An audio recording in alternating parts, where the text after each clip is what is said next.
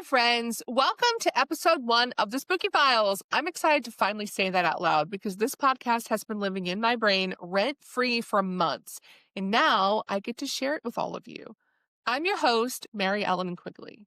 This is where we dive into the paranormal, the unexplained, the I swear I saw something, but I don't want to admit it moments that we all have, and now we have a place to talk about them. Today's theme is things you see out of the corner of your eye. We don't like to talk about those moments, do we?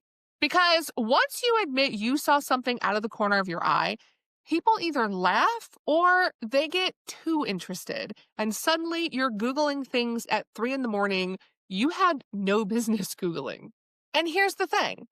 Those moments always start off small and harmless, like a trick of the imagination, until they don't. And then you realize that you're catching the same flicker in the same spot at the same time of night with that same uneasy feeling in your gut that something isn't quite right. So today's episode is a tribute to those moments, the ones that slip into your day like a glitch in the matrix and haunt you forever. So grab a snack, grab a blanket, and let's get into 3 stories that came from my followers on TikTok who all say they saw something they wish they hadn't. Story number 1 is called The Man in the Laundry Room Window. This was sent in from Danielle. And it's one of those stories that makes you rethink every reflective surface in your house. She writes, "Hi, Mary. This happened last spring when I had the house to myself most nights because my husband was doing mandatory overtime at work. Our laundry room has this big picture window that looks cute during the day and turns into a giant mirror at night. It faces the backyard, which is secluded, so we never bought curtains or blinds to cover it. I usually do laundry after dinner, so it's already dark outside. The first time I noticed something, it wasn't that big of a deal. I just kept thinking someone was standing behind me. You know that feeling like someone is hovering over your shoulder? When I looked up, I caught what looked like a man's silhouette in the reflection. He was tall and broad-shouldered, just standing there. I spun around, and of course, nothing was in the room except the dog. So I thought it was just my imagination. But after that night, it kept happening. Every time I walked in there after dark, I'd see this shape behind me. Not detailed, just a dark outline of a man, like a cardboard cutout of a shadow. I could feel him watching me. The worst part? The dog never reacted. He would walk past the open door and never even look inside, no matter how freaked out I got. Then, one night, things went from creepy to terrifying. I was folding towels when I looked up at the window. The shadow wasn't standing still. It leaned forward, like it wanted a better look at me. It even tilted its head like people do when they are thinking about something. And this is when I would absolutely run for the hills. Like, what do you mean it tilted his head? Absolutely not. I am out. Anyway, she continues. I dropped the towels and ran. I locked the laundry room door, which makes no sense, I know, and slept downstairs with every light on.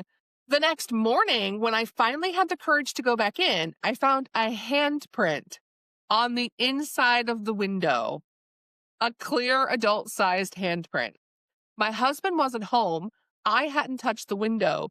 So how did it get there? We had the laundry room repainted a month later, and I bought huge curtains to cover the window. After that, I refused to do laundry after dark, and I haven't had an experience since. Smart idea to cover up the window. I wouldn't chance it after that either. Danielle, thank you so much for sending that in. And I swear that stories like this make me rethink every single window in my home, especially the ones that really get that mirror effect after dark, because I do have a few of those. And I love how Danielle was just trying to fold towels and live her life. Meanwhile, the shadow man was like, nope, actually, you're not alone. Let me liven things up a bit for you. What gets me the most, though, is the dog. When the dog doesn't react, I'm sorry, that means that either the dog doesn't see anything or it's totally normal to them, so they don't even acknowledge it. And I don't know which option is worse in this situation. Okay, story number two is a unique one. It's the kind of childhood memory that stays with you forever.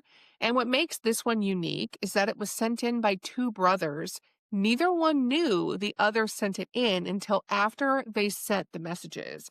So I'm going to retell it by interweaving both of their versions together so that you get the full story at one time. And the brothers' names are Kyle and Jake. Story number two, the crawling shape under the bed. From Kyle. I was about 6 years old. My brother and I shared a room. I woke up one night because I heard something rubbing or scratching against the wooden support beams under the bed. I thought maybe our dog was trapped underneath. So I leaned over the edge, lifted the blanket, and before I could say anything, something moved. Fast. Like it scurried from one end of the bed to the other. It made the whole frame shake, and I screamed. Now pause, because this is where Jake, who was 4 at the time, comes in with his story, and he remembers it differently, but also very much the same. From Jake. What woke me up wasn't my brother screaming. It was the bed jolting, like something hit it. I sat up and saw something crawl out from under the bed and into the corner behind the dresser. It was small and hunched, too fast to be our dog, and too big to be a mouse. It moved like it had elbows, if that makes sense, but it definitely wasn't a person.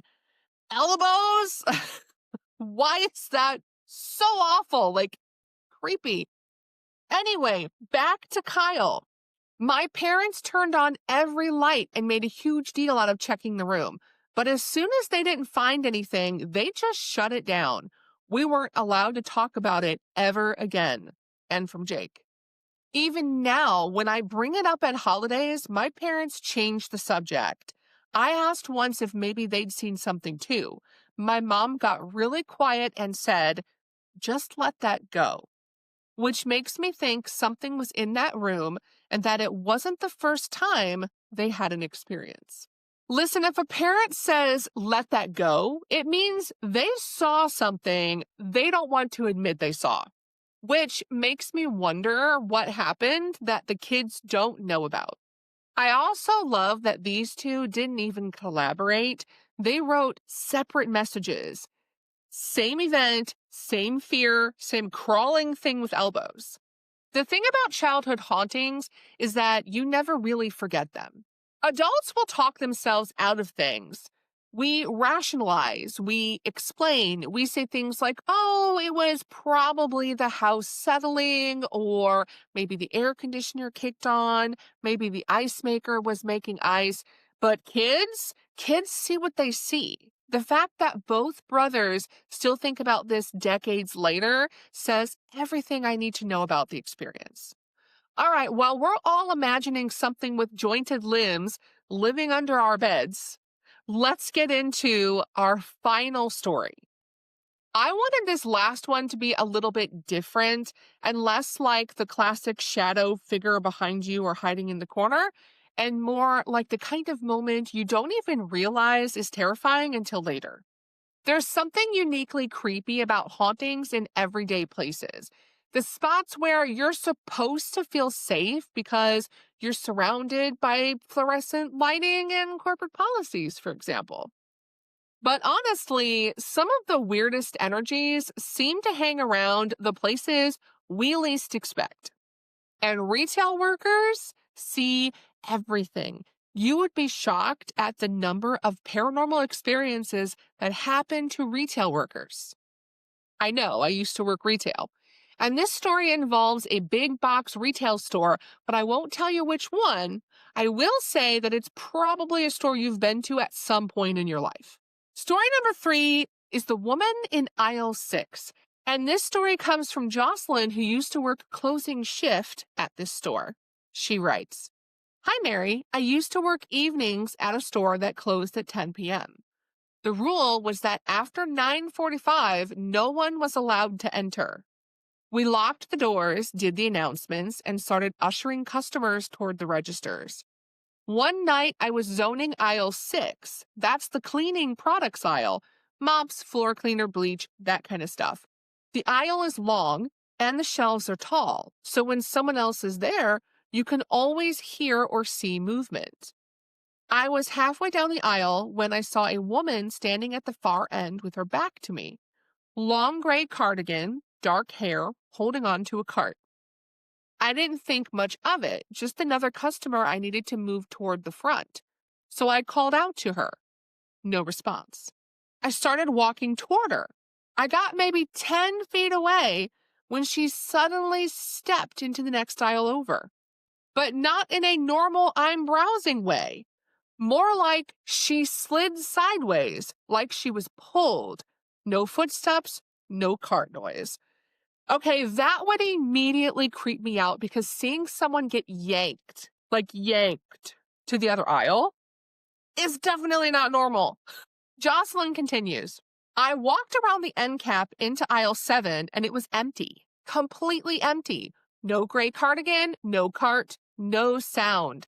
I even checked the security mirror up in the corner. Nobody. I went back to the front to ask my manager if anyone had come in late. She said everyone was accounted for and the doors had been locked for 20 minutes. The next morning, our security guard told me something weird. Motion sensors in aisle 6 kept going off between 10 p.m. and 3 a.m., even though the store was empty. When they checked the footage, there wasn't a person, but you could see a shopping cart moving on its own slowly, like someone was pushing it. Wow. I wonder if that footage still exists somewhere because I have so many questions like, did someone die in the store? Was the store built on land that was haunted or that was used for something else? Why would there be a ghost shopper eternally shopping at a discount store? I have all the questions.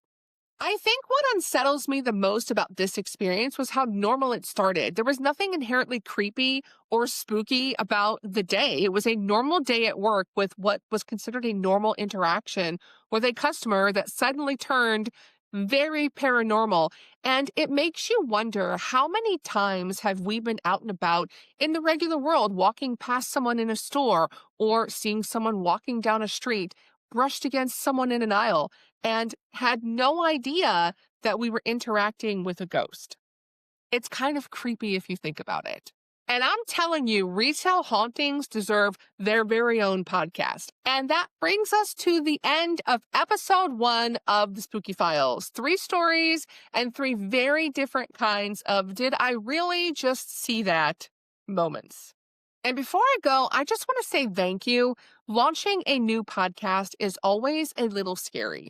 Not spooky scary, just vulnerable scary. And the fact that you're here listening means the world to me, truly. This show is meant to be a place where we can share the strange stuff that we normally laugh off or push aside, a place where you can say, okay, I had this really weird experience.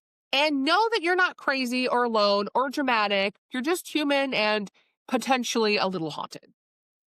So thank you for helping me build this space from the ground up.